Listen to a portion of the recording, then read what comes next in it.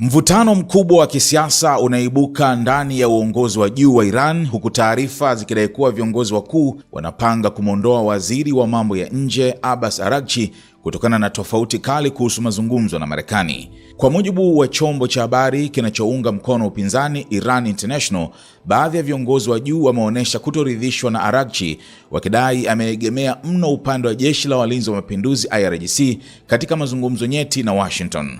Wakosoaji wanaamini kuwa waziri huyo hafanyi kazi kwa uhuru kwa niaba ya serikali ya kiraia.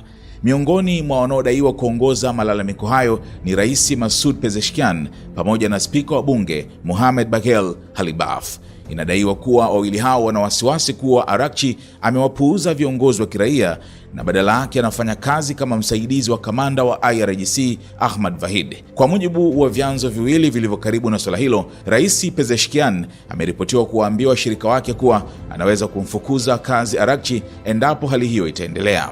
Mgogoro huu wa ndani unakuja wakati muhimu ambapo Iran inaendelea na mazungumzo nyeti na Marekani yenye lengo la kumaliza vita na kuweka makubaliano ya kudumu ya kusitisha mapigano.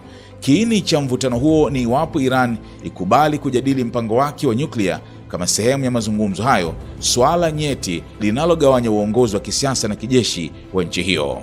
Kadri mgawanyiko unavyozidi kuongezeka Tehran, maswali yanaibuka iwapo Iran itaweza kusimama na msimamo mmoja katika meza ya mazungumzo au kama migawanyiko ya ndani itaweza kuvuruga jitihada za kumaliza vita.